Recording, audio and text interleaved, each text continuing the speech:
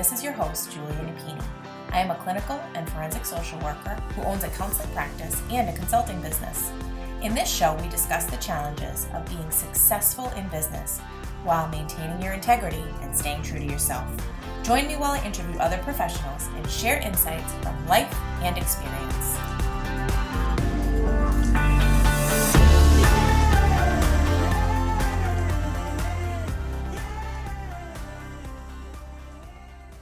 Let's talk about RingRx, our latest sponsor. RingRx is a high-quality, HIPAA-compliant telephone, text, and fax communications platform. They provide seamless, cost-effective communications for behavioral therapists, medical practices, hospitals, and other healthcare providers. RingRx is designed for modern healthcare environments. They offer customizable features like a phone app, automated patient outreach, voicemail, after-hours call routing, and top-quality desk phones. Try RingRx for free today at ringrx.com. And if you sign up using the code CLIMB, you'll get 15% off your monthly bill forever. Conditions apply. Hello and welcome to another episode of the Compassionate Climb podcast. I am your host, Julia Napini, here for a solo episode. These are rare. We are so fortunate to have so many incredible guests come on the show, share their career climbs, the work that they're doing out there in the world, the wisdom that they've gained, the challenges that they've experienced and how they've overcome them. So the solo episodes are reserved for those topics that I feel are really deserving of a deep dive. So today we're going to talk about the Enneagram, which if you have been listening for any length of time, you have probably heard me reference it. But as somebody recently pointed out, we do not have an episode specifically devoted to it. So that's what today is going to be all about. And I'm going to share a brief overview, but also how it's been transformative in my life and my work. So it's a model of the human psyche with 9 interconnected personality types. So I was familiar with Myers-Briggs and the DISC assessment. I can't really pinpoint exactly when I first heard about the Enneagram. It was a few years ago at this point. And it was being talked about in the circles that I was traveling in professionally. When I took a test and I read the description of my type, I am a 1, wing 2. I had never felt so seen or heard. And that then led me down this path. It was like a snowball rolling down the hill. I read every book I could get my hands on, listened to several podcast episodes, and took some trainings. And here we are. I now use this in my team building. So once we hire a clinician or even with our administrative support, we find out their number. We have trained the entire staff on the Enneagram, and it's woven into all of our interactions with each other, knowing the motivations and fears that we all have help us to show up better in all of our conversations. So we'll talk more about that. I also use it with consulting clients. So when I work with an entrepreneur, they could be at various stages of their business. And usually we work together for a very limited amount of time. Expediting the process of getting to know them is invaluable because it really ensures that we get to the heart of what is important to them. So if I'm mindful of what motivates them, but also what they might be afraid of, whether they're starting their business for the first time, making that decision to expand to a team, or maybe they want to diversify and add different income streams, being aware of that can really help shape the process. And it can open their eyes, but it also keeps me on track. So the word Enneagram comes from the Greek ennea for 9, and gram for drawing or figure. For those of you that haven't seen a diagram, I definitely recommend that you Google it. All of what you see will make a lot more sense as we go through the basics here. So be mindful that the numbers are value neutral. So no personality type or number is better than any other. 9 is at the crown of this image or this circle. And then the numbers go clockwise from there, starting with 1. We all have one type that is the most dominant. And this is developed in childhood. It's developed based on how we respond to our environment and our early experiences, and then it gets reinforced throughout our lives. And that primary type does not change. However, we all have a wing. So the wings are the numbers that are adjacent to our primary number. So if I'm a 1, I could only ever be a 1 wing 2 or a 1 wing 9, for example. Once we have this awareness, we can tap into the traits of both wings. But most people do have one that's more prominent than the other. There are also triads. So with there being 9 types, those 9 types are divided into 3 different groups of 3 that all have similar characteristics. The 8s, 9s, and 1s are in the gut or instinctive triad. So these are all individuals whose primary emotion is anger.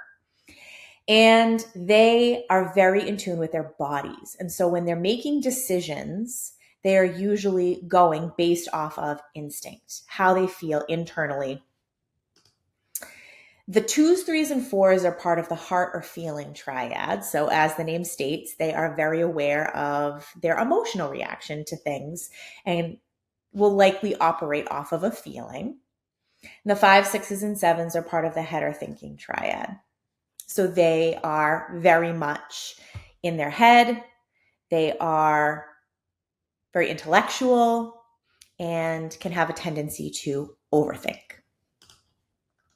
We all also have stress and security numbers. So if you think of it like a Likert scale, depending on where we're at in our own journey of self-evolution, periods of stress and overwhelm, there's a number that we will each embody.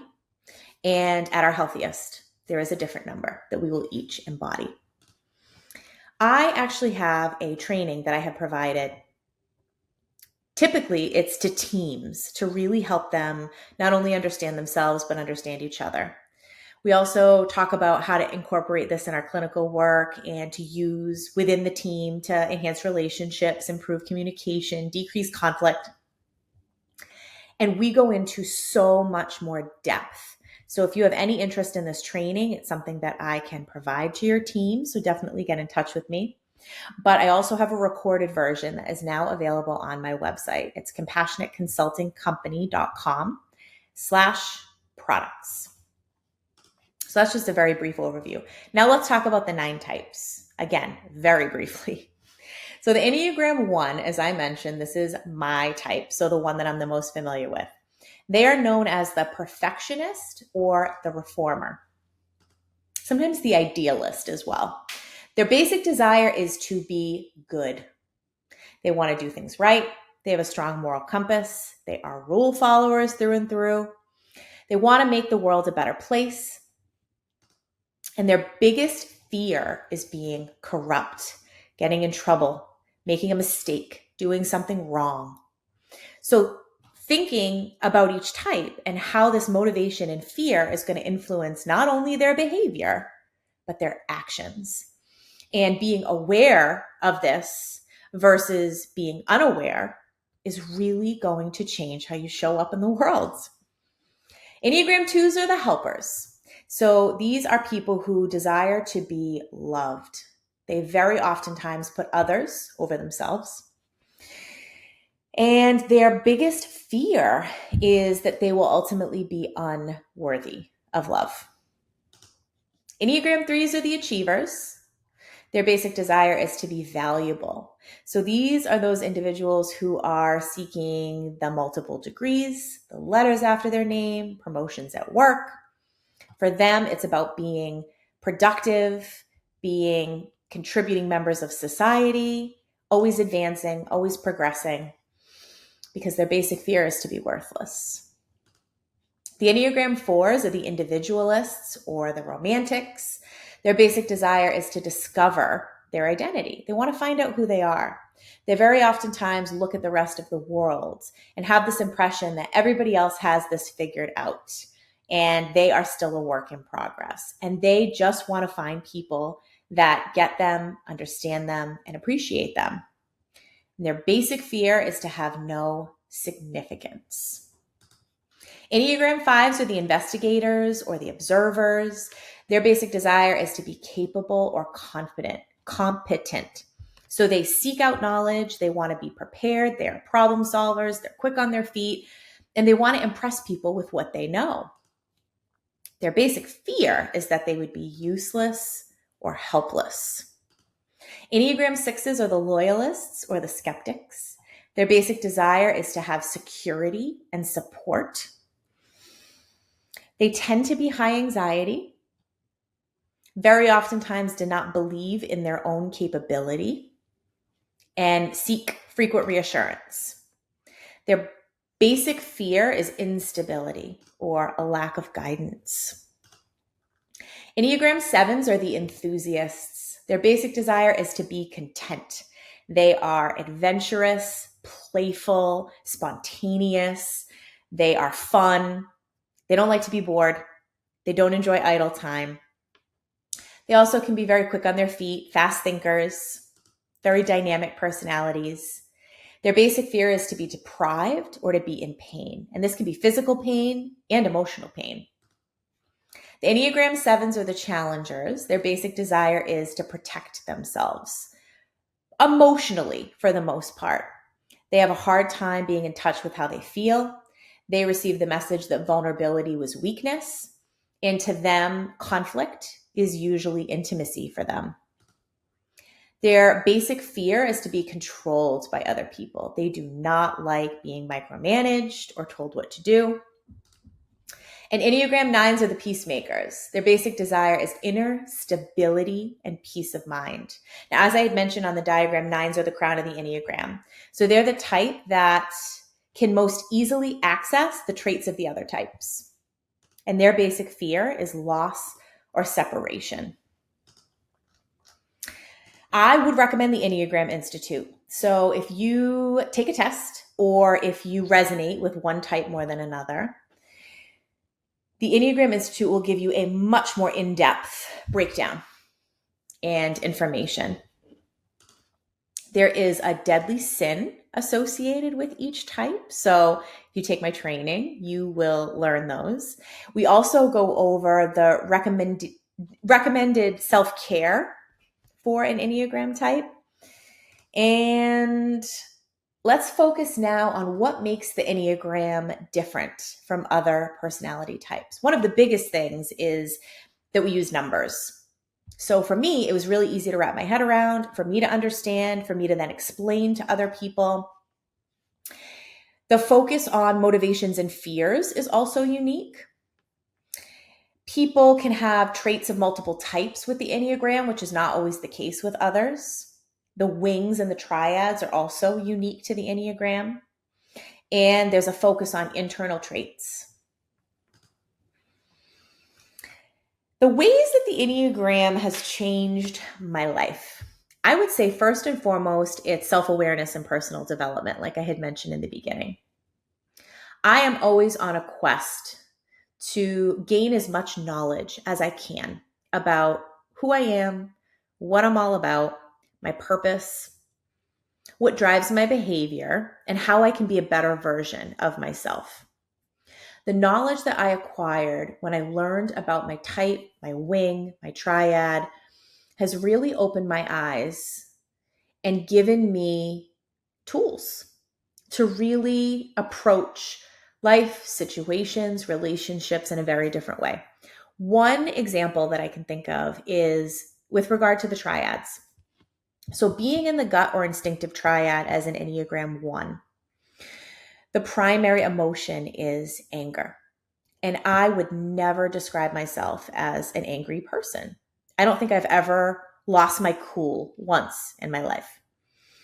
But ones tend to be unaware of their anger because it's very internal. So we can be extremely self-critical, but we also can have the tendency to judge and be critical of others. And so once I realized that and I became more aware of my internal dialogue, the anger's there. It just doesn't always translate into an outward expression. And being in the gut or instinctive triad, when I make decisions, they're most often based on how I feel internally. can be very quick in my decision making because I know myself well. But I realized that especially once I became a boss and was managing a team, it is not always good to be making decisions on the fly based on your gut. And for me, I needed to tap in to more of my thoughts and more of my feelings.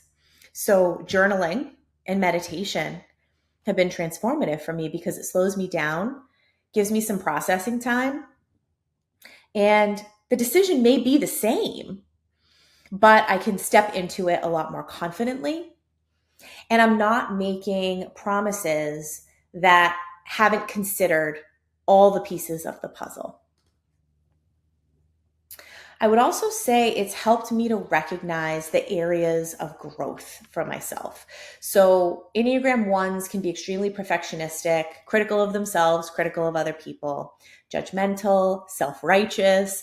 So when I became a practice owner and had people that looked to me for direction and guidance, I had to be really careful because I have extremely high expectations for myself and can in turn have really high, unrealistic expectations for other people. And so learning their numbers and how every person operates differently, comes to a job with their own experiences, their own family dynamics, that it's so important to accept people for who they are and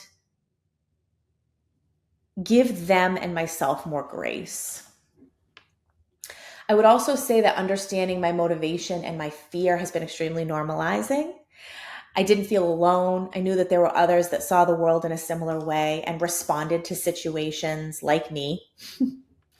It also enabled me to challenge myself to approach situations in a different way. So like I said, with regard to decision making, I am much more likely to take a beat, sleep on it, do some journaling, meditate before I give an answer, before I respond.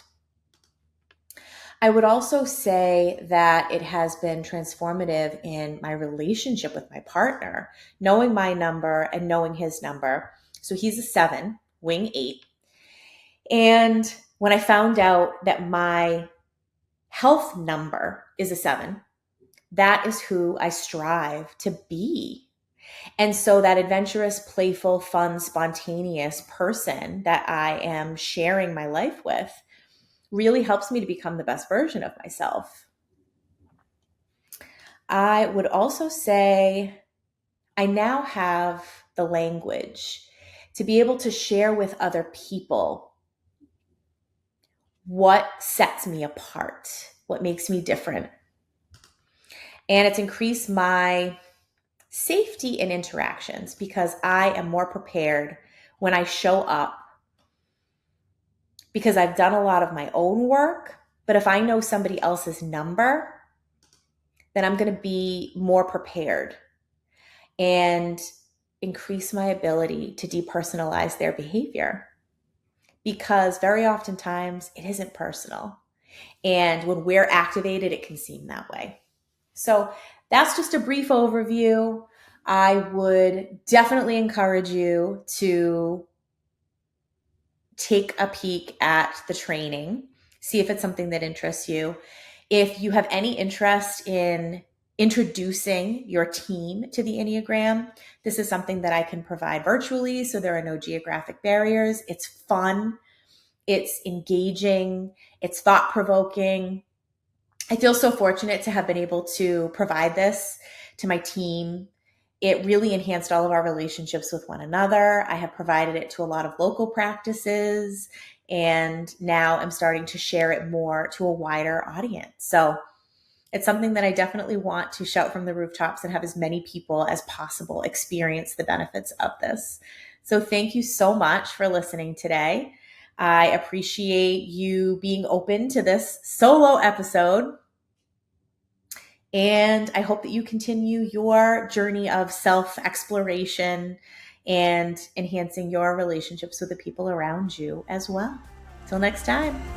If you like what you're hearing, please rate and review. This will help others find us and benefit as well. The Compassionate Climb podcast represents the opinions of Julia Napini and her guests. The information provided is intended for educational purposes only and should not be taken as legal advice. If that is what you are seeking, please consult an attorney.